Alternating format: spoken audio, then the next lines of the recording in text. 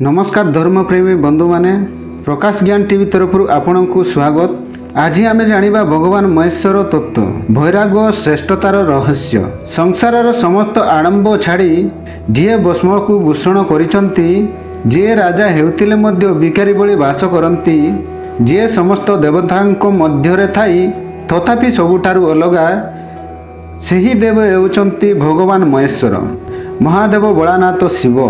କାହିଁକି ଶିବଙ୍କୁ କୁହାଯାଏ ତତ୍ତ୍ୱର ଦେବତା, କାହିଁକି ବୈରାଗ୍ୟ ତାଙ୍କର ଅଳଙ୍କାର ଏବଂ କେମିତି ମହେଶ୍ୱର ତିନି ଦେବଙ୍କ ମଧ୍ୟରେ ମଧ୍ୟ ଶ୍ରେଷ୍ଠ।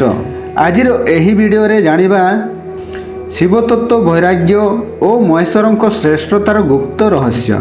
ଏହି ଭିଡ଼ିଓ ଶେଷ ପର୍ଯ୍ୟନ୍ତ ଦେଖନ୍ତୁ, କିନ୍ତୁ ତାହା ପୂର୍ବରୁ ସମସ୍ତଙ୍କୁ ଅନୁରୋଧ, वीडियो को गोटे गोटे लाइक करंतु एवं बहु मात्रा रे शेयर करंतु। जदि आम चैनल पाई नुआ ताहेले सब्सक्राइब करने को बिल्कुल भूलिबे नहीं। तेबे चलंतु डेरी न करी वीडियो को आरंभ करिबा, कारण यह केवल कथा नुहे, यह जीवनर सत्य। समस्त देवतांक मध्यरे जेउ देवतांकु ना महल, ना सिंहासन, ना राज्य दरकार, जे भस्म, नाग, श्मशान और ध्यान को आलिंगन करिसंती, सेई देवता हेले भगवान महेश्वर।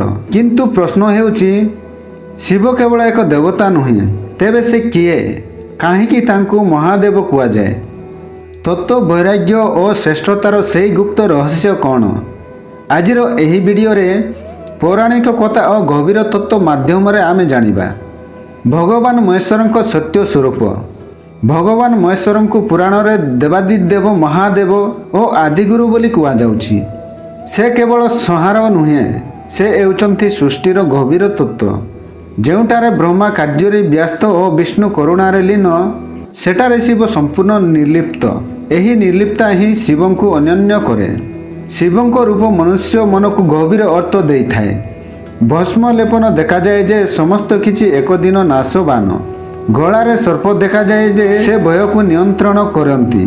चंद्रमा देखा जिवा समय उपरे तांकर अधिकार। त्रिनयन देखा जाए जे से भूत, वर्तमान और भविष्यत सबुकिछि जानिचंती। शिव पुराण रे एक अत्यंत गभीर कहानी मिले।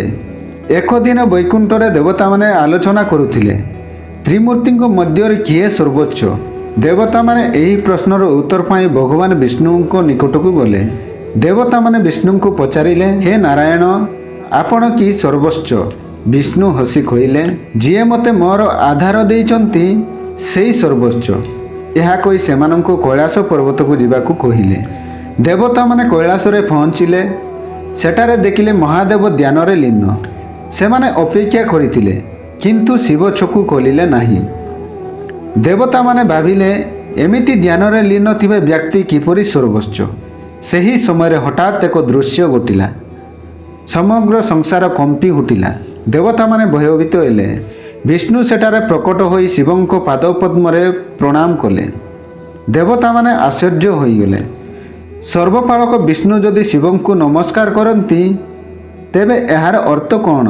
विष्णु कहिले, मु सृष्टि को पालन करुची, किंतु शिव हेउची सेई तत्व जहाँ सृष्टि पूर्व तिला और सृष्टि परे मध्य रहिबो। मु कार्य बंदा, किंतु से कर्ता और कर्म दुहीटारु उपरे। तापर महेश्वर चकु कोली कहिले, नारायण, तुमे मो ठारु अलगा नुहे। तुमे एउछ मोर करुणा रूप, आउ मु एउछि तुमर वैराग्य रूप। एही कथा सुनी देवता माने बुझिले जे श्रेष्ठता अलगा अलगा नुहे। एही कारण रे गभीर अर्थ एउछि शिव सर्वोच्च बोली कुहा जाए, कारण से सबुठारु निर्लिप्त। से चाहंती नाई पूजा ना श्रेष्ठता, तथापि समस्त देवता तांकु आदिगुरु भावे मानती। एही वैराग्य तांकु सर्वोच्च करे।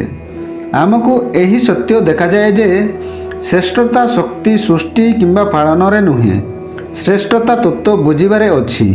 आमको एही सत्य देखा जाए जे श्रेष्ठता शक्ति सृष्टि किंबा पालन रे नुहे। ब्रह्मा सृष्टि करंती, विष्णु पालन करंती, किंतु महेश्वर विनाश करंती नुहे। से अज्ञान को ध्वंस करती। शिवंक वैराग्य पलायन नुहे, से हेउची समस्त आसक्ति ठारू उपरे थिबा ज्ञान। से राजा नुहे, तथापि सर्वोच्च। से सृष्टिर आरंभ नुहे, किंतु सृष्टिर आधार। एही कारणरू भगवान महेश्वर केवल श्रेष्ठ देवता नुहे, से हेउचंती तत्व। ଯେଉଁଟାରେ ଆରମ୍ଭ ଓ ଶେଷ ଏକାକାର। ଯଦି ଏହି ଭିଡ଼ିଓ ଆପଣମାନଙ୍କୁ ମନକୁ ସ୍ପର୍ଶ କରିଥାଏ ଲାଇକ୍ କରନ୍ତୁ, ସେୟାର କରନ୍ତୁ ଏବଂ ଏମିତି ଆଧ୍ୟାତ୍ମିକ ଭିଡ଼ିଓ ପାଇଁ ଚ୍ୟାନେଲକୁ ସବସ୍କ୍ରାଇବ୍ କରିବାକୁ ଭୁଲନ୍ତୁ ନାହିଁ। ଓଁ ନମଃ ଶିବାୟ।